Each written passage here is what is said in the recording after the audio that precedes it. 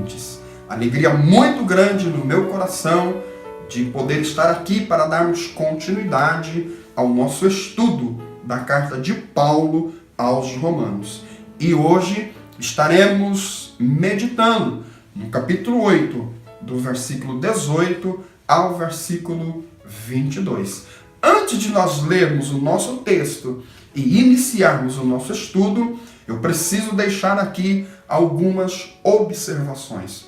Em primeiro lugar, reveja os vídeos anteriores, em especial do versículo 12 ao versículo 17, porque entendemos que o apóstolo, nestes versículos, do 12 ao 17, ele conclui o seu ensinamento sobre o estar em Cristo e inicia o seu ensino sobre os sofrimentos. Então é muito importante nós entendermos esta transição que o apóstolo faz entre um assunto e outro.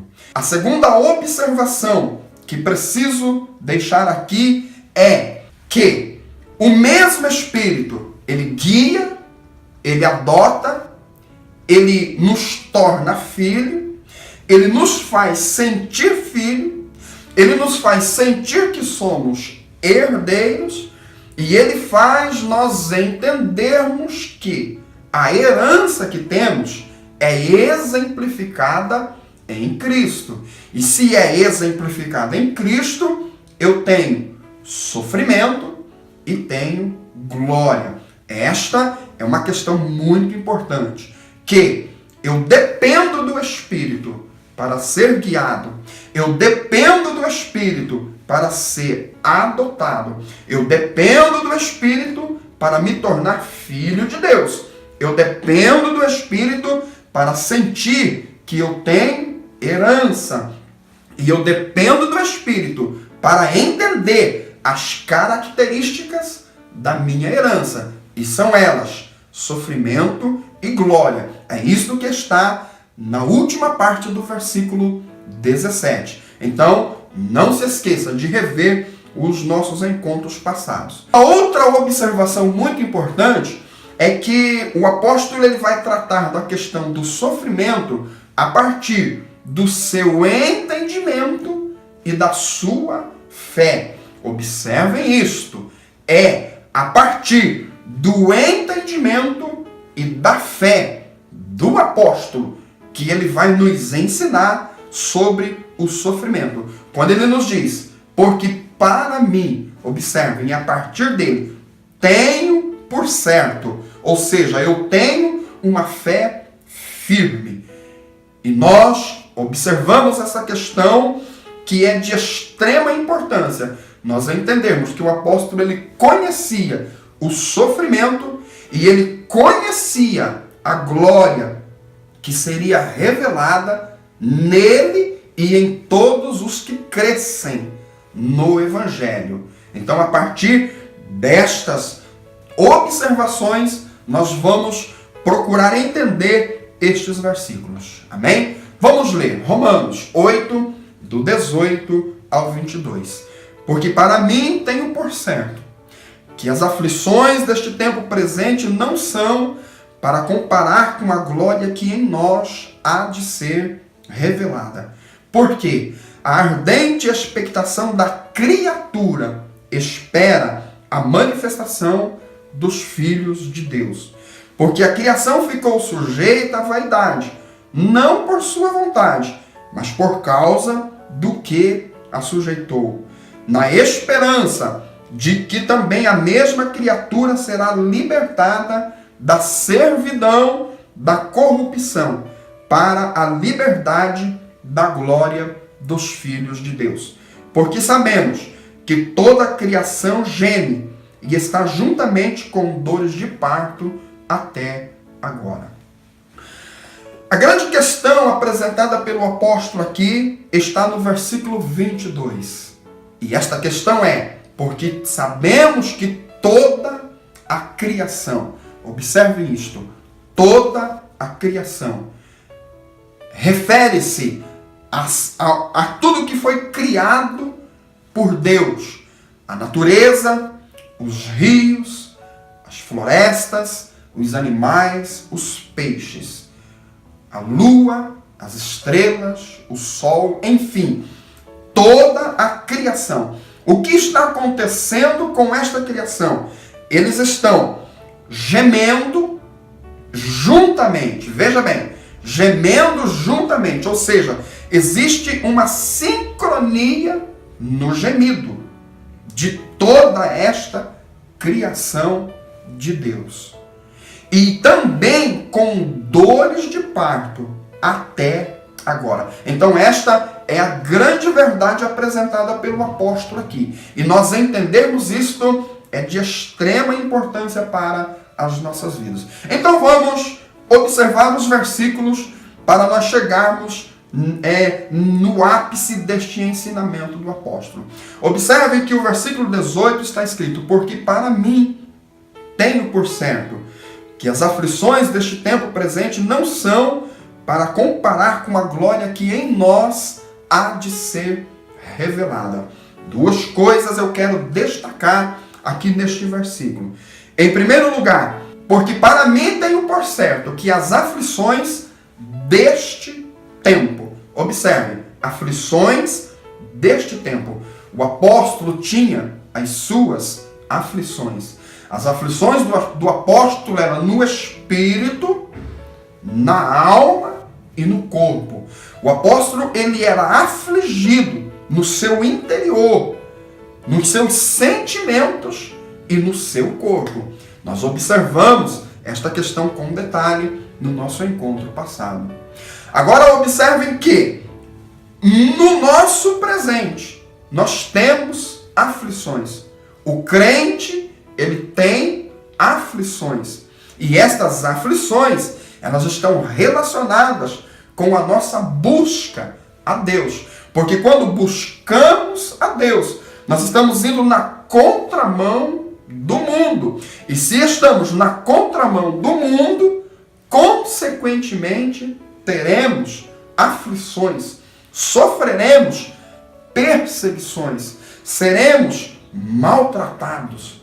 Porém, a palavra nos diz que existe uma glória, e esta glória, ela não é para comparar com estas aflições. Ou seja, estas aflições, elas não chegam nem aos pés daquilo que está reservado para aqueles que creem.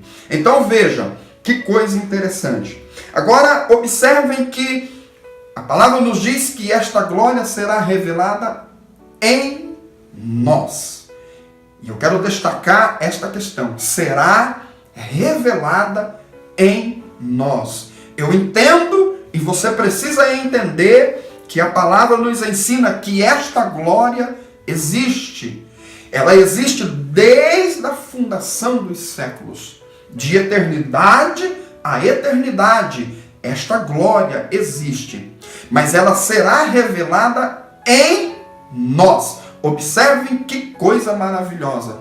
Nós não apenas conheceremos, não apenas ouviremos falar, não apenas chegaremos perto, mas nós desfrutaremos desta glória. Por quê? Esta glória, ela se manifestará, ela se revelará em nós. E isto é muito importante. E o desejo do meu coração é que o Espírito Santo produza na tua vida o entendimento de que existe uma glória para ser revelada em você, para que você desfrute, para que você viva a intensidade desta glória.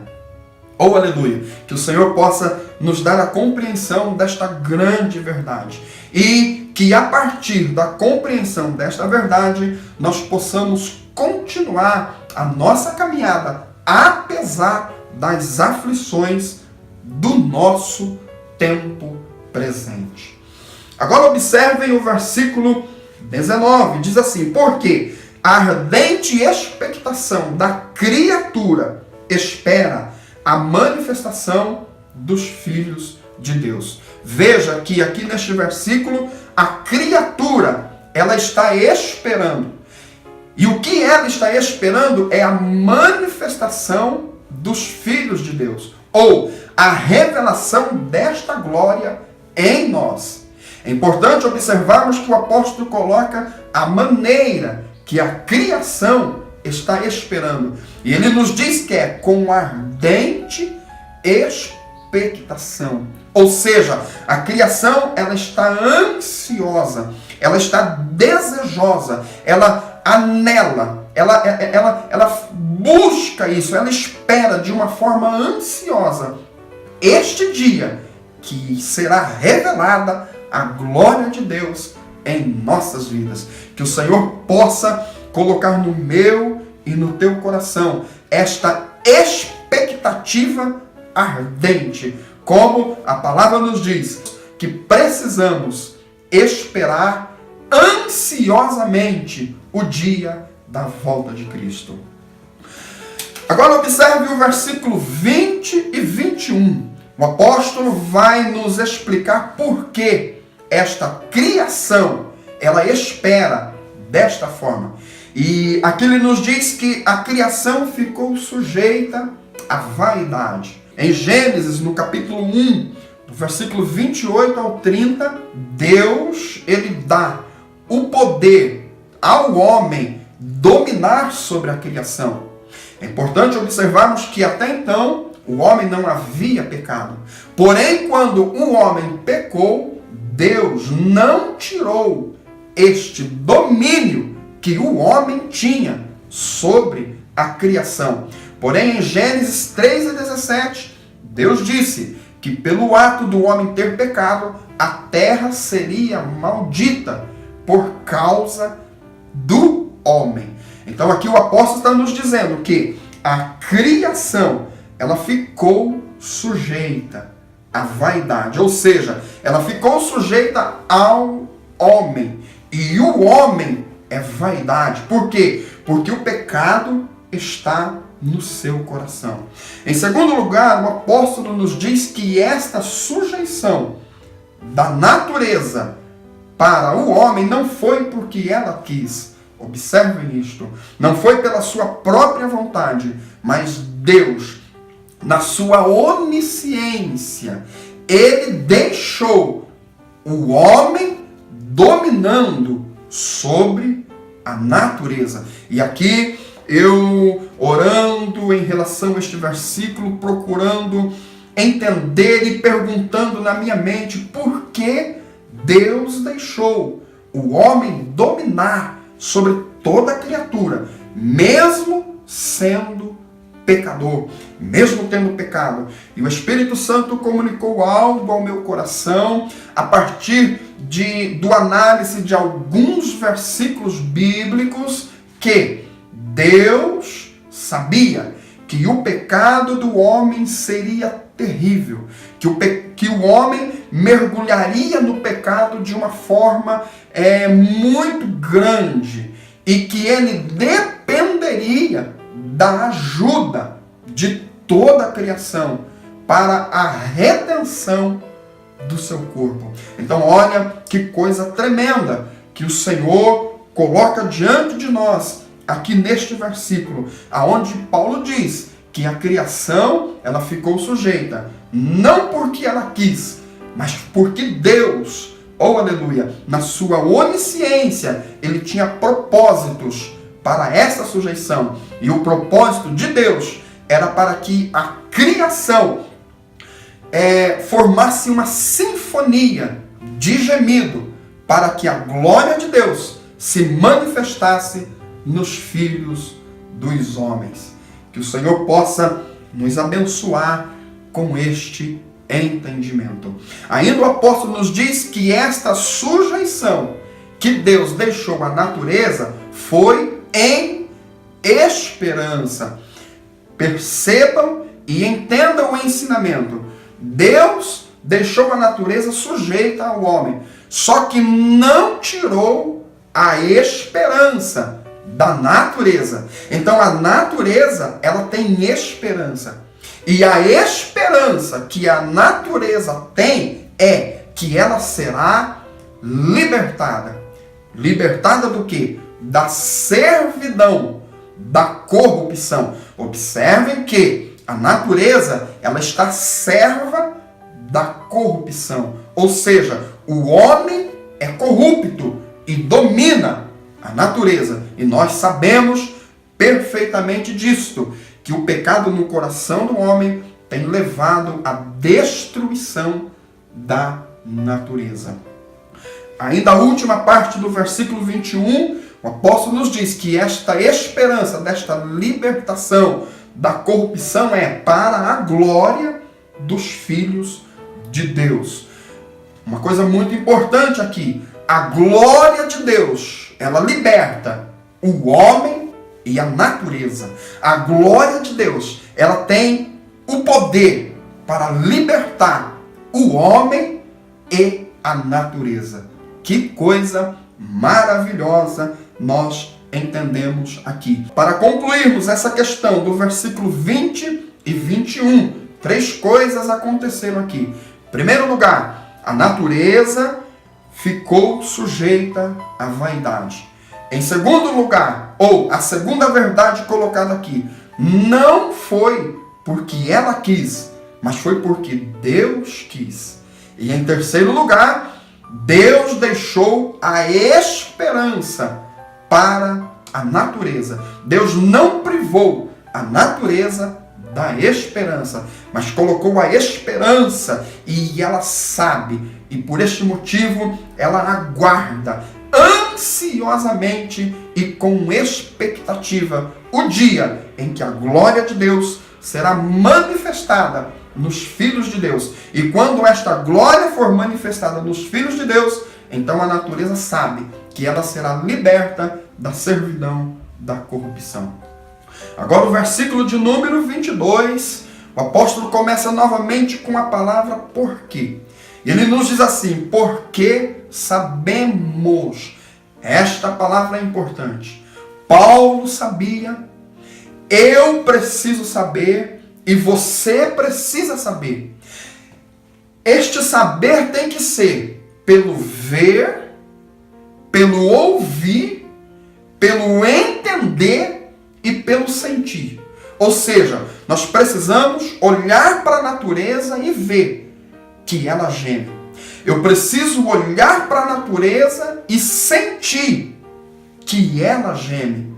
Eu preciso olhar para a natureza e entender que tudo o que está acontecendo hoje, os peixes que estão se terminando, a terra que está sendo consumida pelo fogo em alguns lugares, pela água em outros lugares, pelos vendavais em outros lugares, tudo o que está acontecendo, eu preciso saber, aleluia, que a criação, ela está gemendo. Olha o que está escrito no versículo 22. Porque sabemos que toda a criação geme. Eu preciso saber, você precisa saber que existe este gemido, que existe, oh aleluia, esta angústia da natureza. Só que ele nos diz também que, além deste gemido, é um gemido conjunto. É juntamente. Toda a criação, ela está juntamente. Há uma sinfonia, há uma sincronia de gemido. Observem a camada de ozônio, os raios solares que penetram na Terra. Tudo isto é indícios daquilo que está no coração do homem e que tem destruído a natureza criada por Deus. Agora o apóstolo nos diz que este gemido conjunto é como dores de parto. É com dores de parto. Aqui o apóstolo, ele usa a analogia da mulher que está grávida para ter o seu filho. E a Bíblia nos fala que este momento é um momento de grande dor. Porém, em seguida, a mulher se alegra ao embalar o filho nos braços. E a palavra nos diz que o momento que a mãe está embalando seus filhos, o filho no braço, ela esqueceu de toda a dor, ela esqueceu de toda a angústia que antecedeu o parto, para aquela criança. Então aqui o apóstolo está nos dizendo que a criação, ela está juntamente gemendo com dores de parto. Só que esta dor de parto, o apóstolo sabe que está para se acabar. A natureza sabe que está chegando o dia que ela será liberta da servidão, da corrupção. Amado, que o Senhor possa nos abençoar, que o Senhor possa nos dar este entendimento de que a natureza, a criação de Deus, ela sabe que está chegando a hora da glória de Deus ser revelada em nós. E que eu e você possamos, a partir do entendimento destes versículos, continuarmos firmes, apesar das aflições que precisamos enfrentar. Eu quero deixar aqui a reflexão que nós deixamos no nosso encontro passado, que a cruz me leva à coroa. Eu não posso querer a coroa sem levar a cruz. É o que o apóstolo diz na última parte do versículo 17. Ele nos diz assim: se é certo que com ele padecemos, para que também com ele sejamos glorificados. Que o Senhor possa nos abençoar com este entendimento e que possa nos dar condições de continuarmos a nossa caminhada. Eu quero orar com você nesta oportunidade. Senhor nosso Deus e nosso eterno Pai, Jesus, eu te agradeço pelo envio do Espírito para as nossas vidas, para nos dar entendimento da Tua palavra, para nos dar capacidade para comunicarmos, para levarmos a Tua palavra. Agora, Senhor, toca nos corações de cada um que está nos ouvindo através desta palavra, e que a mesma possa nos dar o entendimento de que as aflições deste tempo presente não são para comparar com a glória que em nós há de ser revelada, porque nós desfrutaremos, nós viveremos esta glória na sua plenitude. Meu Deus, que possamos compreender que toda a natureza está juntamente com dores de parto até agora, e ela aguarda o dia da manifestação da Tua glória em minha vida. Então, ó Deus, nos abençoe com este entendimento e nos faça prosseguir apesar das nossas tribulações e aflições deste tempo presente. Em nome de Jesus eu te agradeço por tudo quanto o Senhor tem feito por nós, hoje e para todo sempre. Amém e amém. Deus abençoe a minha e a sua vida. E no nosso próximo encontro, nós estaremos estudando do versículo 23 ao versículo 25. E estaremos analisando o gemido daqueles que têm as primícias do Espírito. Então eu te espero e oro para que o Senhor te abençoe. Amém.